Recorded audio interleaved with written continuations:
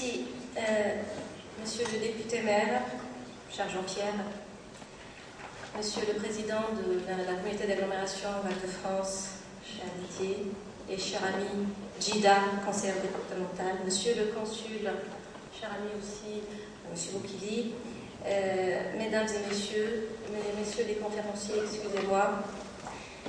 Merci d'abord à tous ceux qui sont présents et je suis fière car notre pays a de plus en plus besoin que l'on apporte des solutions concrètes et pragmatiques pour aider les personnes en difficulté et en manque de repères. Je vais vous parler de 3 points qui vont résumer un peu le sujet, l'insertion par l'activité économique, ce qu'on appelle l'IAE. Dans ces 3 points, c'est d'abord le contexte, l'existant et les projets en cours. Et pour cela, j'ai pris un exemple concret qui est la communauté d'agglomération du Val-de-France. Et donc, c'est quoi Val-de-France?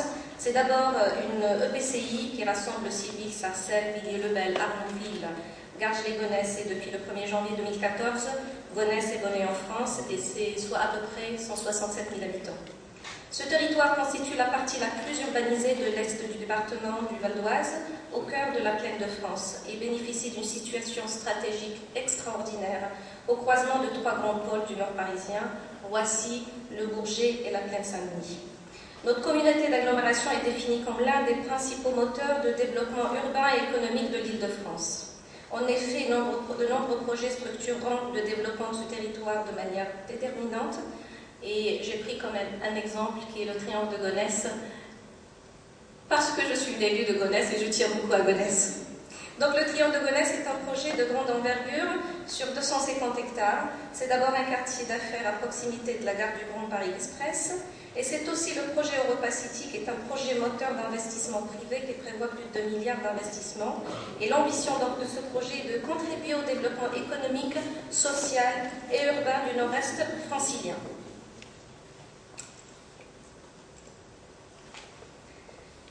Il vise donc à créer un nouveau pôle urbain combinant commerce, équipement de loisirs, équipement culturel et hébergement hôtelier. Les perspectives d'emploi directs et indirects sont estimées à 17 500 et 30 millions de visiteurs sont attendus. Et c'est donc un projet, un enjeu d'emploi et d'image pour notre territoire. Mais malheureusement, cette situation stratégique est contrebalancée par de très fortes fragilités socio-économiques avec une précarisation de la population qui se renforce de plus en plus. Les élus dans nos territoires soutiennent ce projet créateur de richesses et d'emplois, nécessaire à notre population, et nous sommes très vigilants et resterons très vigilants pour que les postes créés bénéficieront d'abord à nos habitants, aux habitants de notre territoire. Je rentre dans la partie, donc le contexte, le constat comme je viens de le dire, est donc une paupérisation et une précarité des publics et l'intensification des freins à l'emploi.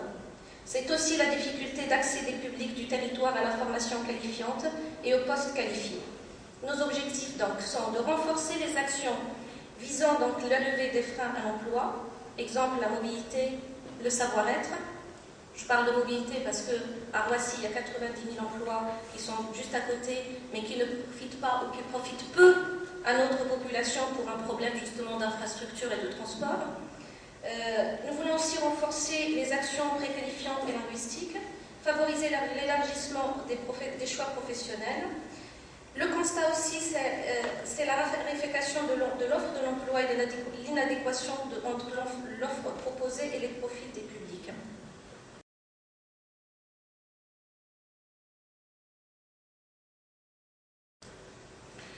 La multiplicité et la diversité des acteurs et la complicité du paysage de l'emploi et de l'insertion. Malheureusement, nous avons beaucoup de structures, mais nous n'avons pas de coordination.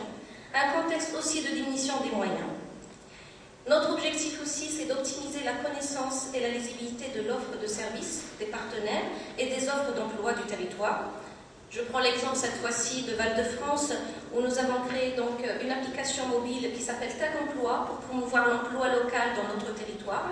C'est un logiciel qui a été développé cette année et qui permet à la population de consulter les offres d'emploi et de stage avec leur smartphone. Nous voulons aussi améliorer la coordination des acteurs de l'emploi, de l'insertion, de la formation sur le territoire et développer la professionnalisation des acteurs. Donc, comme vous avez bien compris, nous avons malheureusement Nous avons heureusement une situation stratégique énorme, avec un développement économique énorme, mais nous avons une population très fragilisée, et c'est ce qui permet, si je reviens un petit peu à la manipulation, c'est là où on profite justement d'aller chercher ces jeunes fragilisés ou moins jeunes et de les manipuler.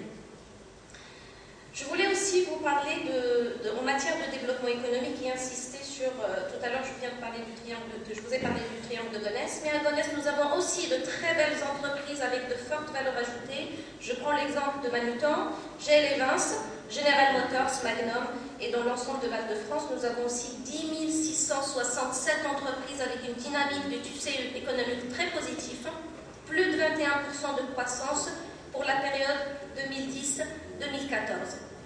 Mais comme je l'ai expliqué, je reviens encore sur ce problème de précarisation et d'emploi. Nous avons un taux de chômage très élevé de 20%, une population très jeune de 33% de la population du territoire à moins de 20 ans. Donc là rentre la manipulation.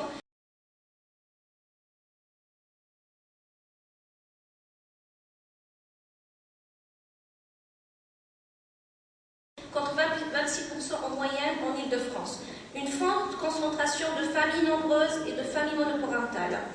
Plus de 7% de familles ont 4 enfants et plus, respectivement. Nous avons 3% au département et 2% à la région. 15% de familles monoparentales, 11% au département, 10% à la région. Une part importante de personnes disposant d'un faible niveau d'études, 33% de la population est sans diplôme, et donc ça représente quand même le 1/4 de la population.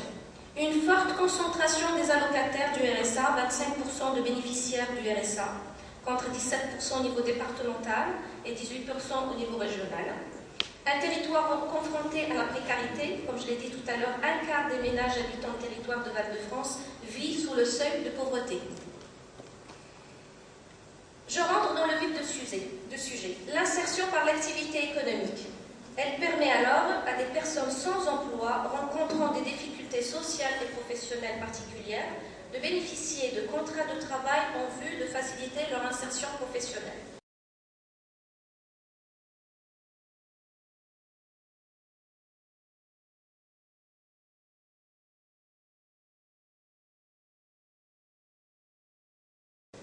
Par des modalités spécifiques d'accueil et d'accompagnement. Au niveau national, plus de 4 salariés en insertion sur 10 parviennent à trouver donc un emploi CDI et CDD ou CDD à l'issue de leur parcours. Donc c'est pour ça qu'il faut absolument qu'on travaille sur l'insertion par l'activité économique. Mais donc cette insertion par l'activité économique se caractérise par différents types de structures ou statuts juridiques divers. Ces structures d'insertion par l'activité économique ont un statut particulier et sont agréées par la directe, qui les finance et qui leur octroie un nombre de postes d'insertion chaque année. Les structures relevant de la mise à disposition de personnel. Donc nous avons des associations, on peut passer au slide suivant. Donc nous avons des associations intermédiaires, ce qu'on appelle les AI. Nous avons Appel Service à Gonesse et Service Plus à Sarcelles. Les entreprises de travail temporaire d'insertion, ce qu'on appelle les ETTI. Nous avons Idée Intérim à Garges-les-Gonesse et Serins à Le Plessis-Bouchard, mais qui intervient sur le territoire de Gonesse. Nous avons aussi des structures relevant de la production de biens et de services, donc les ateliers chantiers d'insertion, ce qu'on appelle les ACI. Nous avons Image à Villiers-le-Bel et Espéré 95 à Cergy, mais qui interviennent au niveau de Val-de-France. Il y a aussi le chantier école qui est un dispositif porté par la région de l'Île-de-France, mais nous ne l'avons pas à Val-de-France, il faut le développer. L'entreprise d'insertion EI, ce qu'on appelle les EI, Esprit, donc Passage à Gonesse, Atrium et Réseau Solidaire à Sarcelles. Il y a aussi le groupement d'employeurs pour l'insertion et la qualification et la Régie de quartier qui est une association loi 1901, mais nous ne les avons pas sur Val-de-France et il faut vraiment faire en sorte de les faire venir.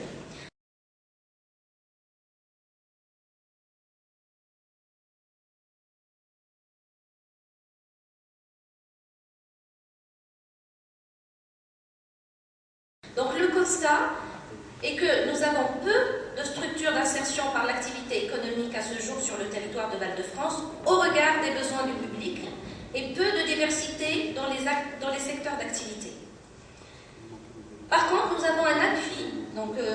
appui au développement de l'IAE est inscrit au pacte Val-de-France 2013-2017.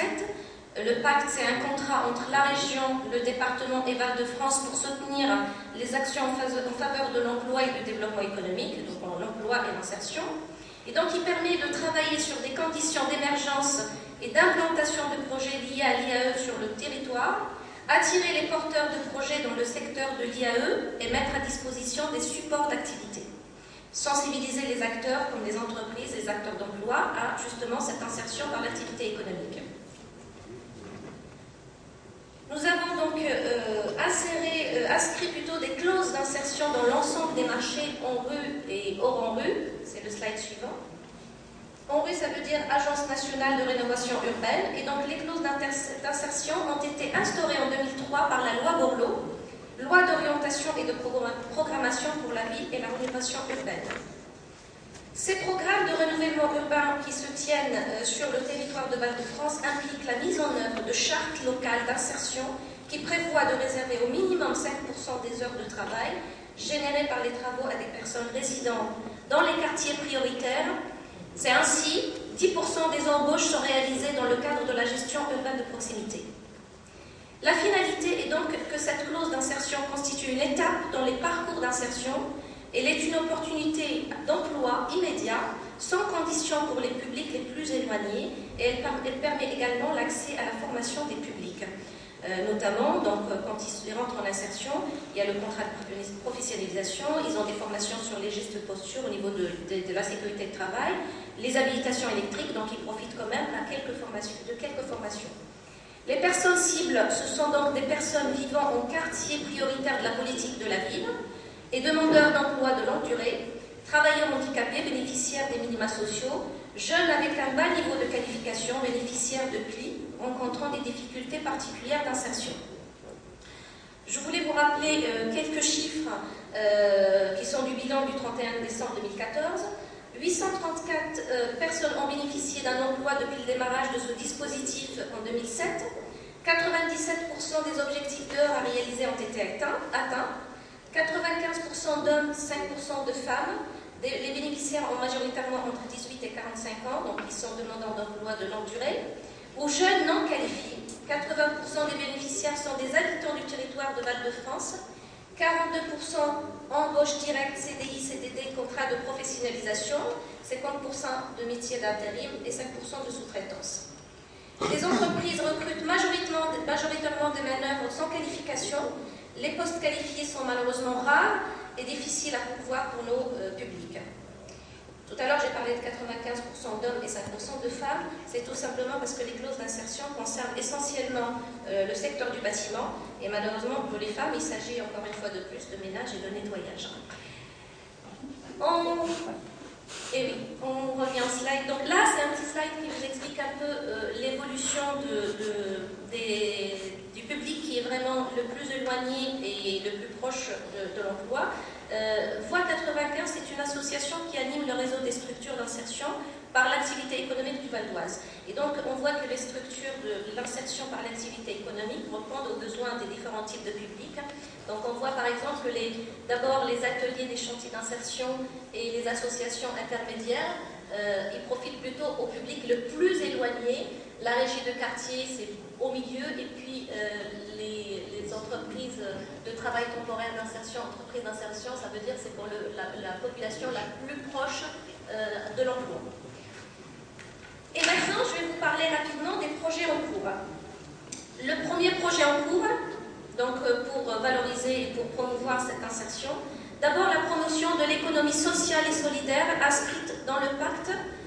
L'objectif est de faire connaître les principes de l'économie sociale et solidaire et sa plus-value pour le territoire de Val-de-France, tout en valorisant celui-ci auprès du grand public, c'est-à-dire les étudiants, les professionnels, les élus et les entreprises.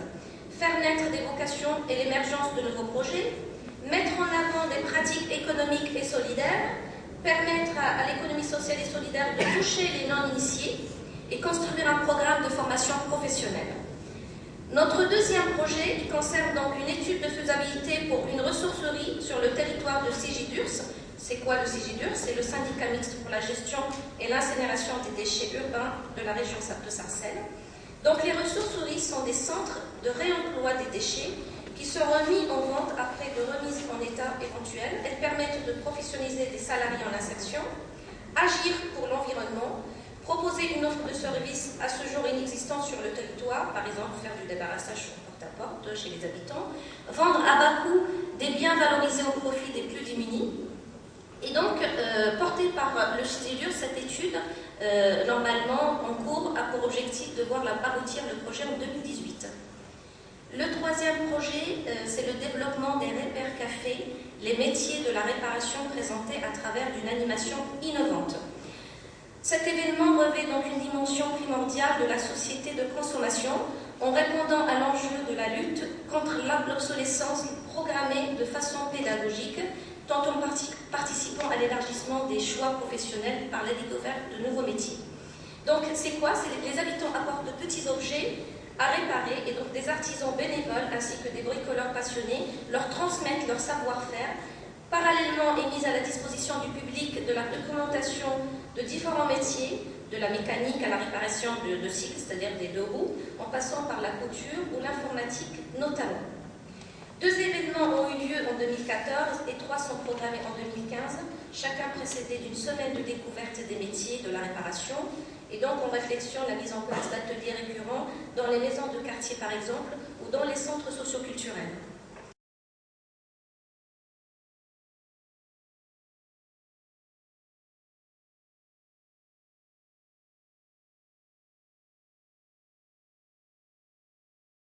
Je voulais juste rappeler quelques initiatives qui me tiennent à cœur à Gonesse. Avec monsieur le député maire, nous avons travaillé énormément sur un dispositif qu'on a appelé ce dispositif 1621 pour les décrocheurs de la mission locale. Et donc, nous avons demandé à nos services emploi, jeunesse, agents civils pour prendre contact avec ces jeunes, essayer de les aider pour décrocher une formation ou un emploi. Nous avons mis en place aussi des formations sur le savoir-être, sur le budget de la ville, je le rappelle, c'est très important, pour aider les jeunes à réussir un entretien d'embauche, et notamment suite à l'arrivée de quelques entreprises ou à l'arrivée d'enseignes commerciales comme Cédifré, le Roi Merlin, Bataterie, les hôtels Kyria des premières classes. Nous avons essayé tout le moins de préparer nos jeunes à ces postes-là. Nous sommes aussi en train de travailler sur un projet qui s'appelle Webforce 3. C'est une formation métier pour permettre aux jeunes de devenir développeurs intégrateurs du web. Donc cette association Webforce 3 intervient dans le cadre de la politique de la ville. Nous avons signé aussi une convention depuis 3 ans avec nos quartiers en détalent. C'est une association qui parraine des jeunes diplômés à partir de Bac+4 qui sont en difficulté de décrocher donc un premier emploi. Et tout cela pour vous dire qu'au travers de la diversité de nos initiatives, nous avons essayé de faire en sorte de laisser personne à l'écart et seul face à ces difficultés. Je voulais aussi vous parler d'un projet qui nous tient à cœur à Gonesse, c'est Cybercat Gonesse. La commune a l'initiative d'un véritable projet innovant destiné à la fois aux jeunes décrocheurs du système scolaire et aux jeunes en insertion socio-professionnelle. Il s'agit d'une action de mobilisation qui n'est donc pas destinée à leur apprendre un métier, mais à les remettre en route en leur permettant par un accompagnement adapté de retrouver une formation ou un emploi, en prenant appui sur l'intérêt que portent les jeunes aux technologies du numérique. L'une de ces caractéristiques sera de prendre appui sur un véritable centre de ressources numériques ou un laboratoire de fabrication numérique permettant de fabriquer par exemple des objets uniques grâce à l'impression en 3D, à une découpeuse laser ou un atelier de définition. Ce projet, pour lequel le matériel vient d'être commandé, verra le jour en septembre-octobre 2015 de cette année, dans un centre social situé en plein cœur d'un quartier prioritaire, qui est notre quartier de La Fauconnière. D'autres caractéristiques importantes de ce projet sera d'organiser sur le plan pédagogique auteur de la réalisation d'actions citoyennes en direction des acteurs du territoire, permettant la démonstration des capacités extraordinaires des jeunes dans ce centre de ressources pour offrir leurs services aux habitants, aux associations et aux entreprises. Et donc le fil conducteur de Cybercat Gonesse est la valorisation des jeunes pour leur donner confiance en l'avenir. C'est un coût important pour la collectivité, c'est pour dire qu'on travaille beaucoup sur les jeunes et essayer de leur donner confiance. C'est un coût de 250 voire 300 kg € sur 4 ans, une fois toutes les subventions obtenues. Et ce dispositif est soutenu par l'État, le Conseil régional de l'Île-de-France et les fonds européens. Et donc c'est une durée de formation de 5 mois et demi sur 2 sessions par an et donc sur 4 ans. Pour conclure, soutenir le développement de ces dynamiques territoriales de proximité doit permettre de faire émerger un territoire insérant, offrant notamment des opportunités d'emploi diversifiées et accompagné pour toute personne fragilisée sur le marché du travail local. Val-de-France s'inscrit dans un bassin de croissance et d'opportunités avec de grands projets à venir du contrat de développement territorial qui donneront un avenir, un nouvel essor au territoire. L'EAE, l'insertion par l'activité économique et le développement des clauses d'insertion participent à l'animation du territoire, au renforcement de son attractivité et constituent un des leviers d'intervention sur la phase de transition actuelle. Et donc, je vous invite pour un des projets, par exemple, le dernier slide, qui a été mis en place sur Val-de-France, qui s'appelle Repère Café. Donc il y en a un le 10 juin de 10h à 17h, 4 rue Léon Blum à Villiers-le-Bel, pour avoir une idée un peu de comment on fait pour d'abord, comment dirais-je, travailler entre les jeunes et les moins jeunes, essayer de passer le savoir-faire, essayer de former ces jeunes, notre jeunesse, sur le savoir-être, le savoir-faire, et essayer de, comment dirais-je, les aider à prendre confiance en eux et ne pas rentrer dans le problème de la manipulation. Et je vous remercie pour votre attention.